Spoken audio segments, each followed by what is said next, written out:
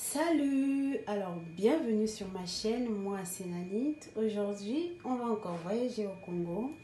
Alors, je vais donc faire aujourd'hui une recette à base du poisson fumé. Alors, ce poisson fumé, on l'appelle le njombo. Je pense que le nom français n'existe pas, mais il y a un nom scientifique. Voilà, je vous épargne de ça. En fait, c'est un poisson d'eau douce qui est très très long. Il peut faire jusqu'à 1,5 m et donc c'est pour ça que je disais, il ressemble un peu à un serpent. En fait, il s'approche un peu de l'anguille. Je pense, je sais pas, peut-être qu'on appelle ça aussi anguille. Enfin, je pense, c'est pas la même espèce, je pense. Voilà. Donc le nzombo, c'est un poisson très courant au Congo. On le cuisine en bouillon avec la pâte d'arachide, son meilleur allié. Voilà, donc aujourd'hui, on va le cuisiner avec la pâte d'arachide et puis avec ce légume-là. Oh, je suis tellement contente de cuisiner le bari. Là, j'ai pris 2 tas de bari. Voilà, donc aujourd'hui, on va vraiment cuisiner typiquement congolais. Voilà, donc on a le njombo, la pâte d'arachide. Oh, il y a aussi l'huile de palme parce que j'aime bien la coloration comme ça va donner après. J'ai pris un peu de piment, c'est juste pour mettre dans la marmite. Hein. Voilà, c'est parce que ça parfume bien. Après, je vais aussi mettre du gombo, un peu d'ail, un peu d'oignon. Voilà, donc ça c'est la cuisine authentique congolaise. C'est parti! Donc pour commencer, j'ai mis de l'eau au feu. Donc je vais bouillir l'eau. Il faudrait vraiment que ça boue. Ensuite, je vais verser cette eau chaude là où j'ai mis le poisson. En fait, il faudrait que le poisson soit immergé dans de l'eau chaude parce que il est très sec. Voilà. Ça va permettre de ramollir, de réhydrater le poisson. Et ça va permettre aussi de bien nettoyer puisque ça a été fumé.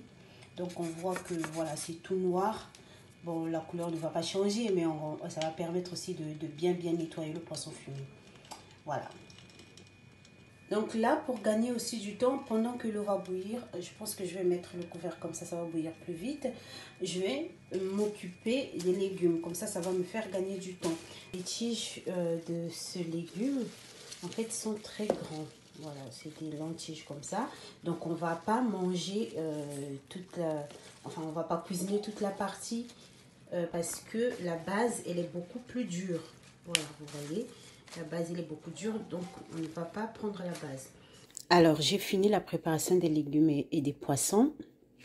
Voilà, donc là, les légumes, je les ai nettoyés. Ensuite, j'ai coupé. Et le poisson, j'avais mis de l'eau chaude. Je pense que j'ai dû laisser dans l'eau chaude pendant 30 à 1 heure, je crois. Enfin, le temps que je prépare les légumes. Une fois que j'ai fini de préparer les légumes, en fait, ce que j'ai fait, c'est que j'ai renversé l'eau que j'avais mis dans les poissons.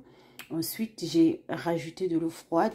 Une fois que j'ai frotté le poisson, ensuite, je l'ai encore rincé. Et là, j'ai commencé à le couper en fait en petits morceaux. J'ai aussi coupé un oignon. J'ai coupé aussi 3 gousses d'ail. Bon, maintenant, on a fini la préparation. On va commencer la cuisson. C'est parti. Là, j'ai mis de l'huile au feu.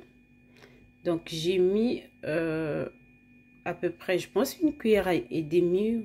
J'ai pas...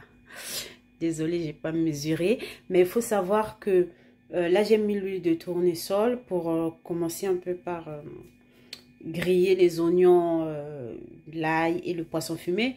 Mais il faut savoir que vers la fin, je vais utiliser l'huile de palme pour bien colorer notre sauce. Donc, voilà. Donc, du coup, il ne faut pas mettre trop d'huile. Voilà, parce qu'après, on va mettre 2 cuillères à soupe d'huile de palme.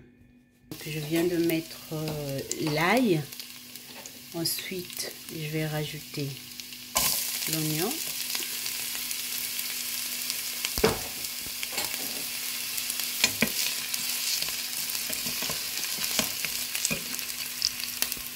Je vais laisser que ça se colore un peu. Je rajoute le poisson.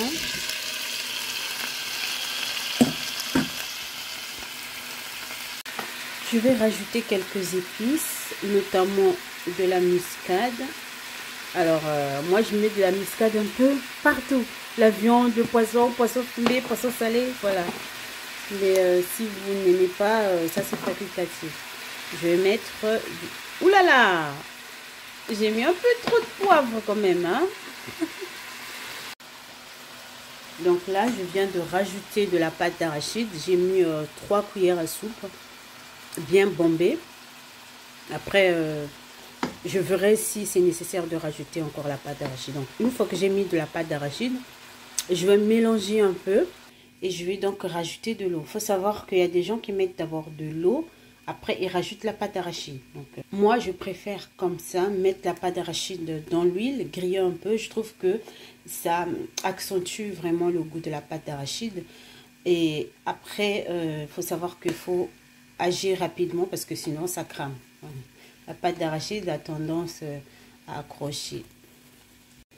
Donc là, je vais rajouter un bol, peut-être même 2 bols d'eau. Ouais, je vais rajouter un deuxième bol.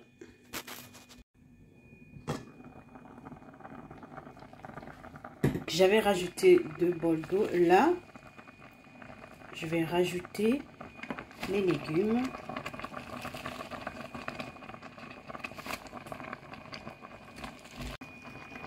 Alors, je vous rappelle, peut-être que je ne l'ai pas signalé, dès que vous mettez la pâte d'arachide, la cuisson se fait à température moyenne. La sauce s'épaissit très rapidement, donc facilement, ça va cramer et c'est mort. Ça va adhérer. Voilà, donc bon, maintenant je vais couvrir et puis je vais laisser cuire. Faut mélanger de temps en temps pour être sûr que ça n'adhère pas au fond de la casserole. Mais grosso modo, je vais cuire, je pense, pendant 30 minutes.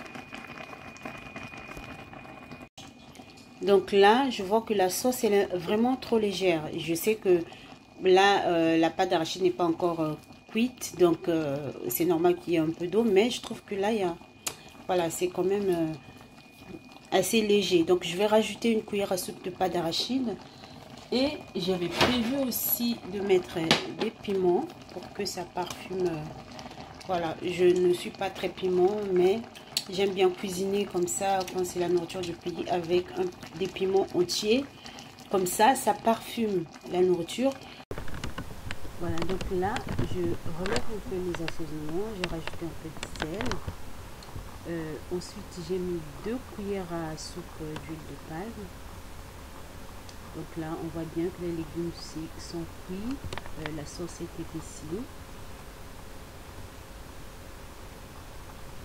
Ensuite, j'ai rajouté le gombo que j'ai préalablement pilé parce que voilà, pour que ça ne prenne pas beaucoup de temps pour cuire, parce que là on est déjà vers la fin de la cuisson. Donc j'ai mis le couvercle et donc j'ai continué à laisser mijoter à feu doux. Voilà. Au bout de 15 minutes, c'est la fin de la cuisson, les légumes sont cuits, l'huile de palme est cuite. Voilà. Mettez un pouce en l'air si la vidéo vous a plu. N'hésitez pas à vous abonner à ma chaîne. Vous êtes la bienvenue dans notre communauté. Je vous dis à la prochaine. Bye bye.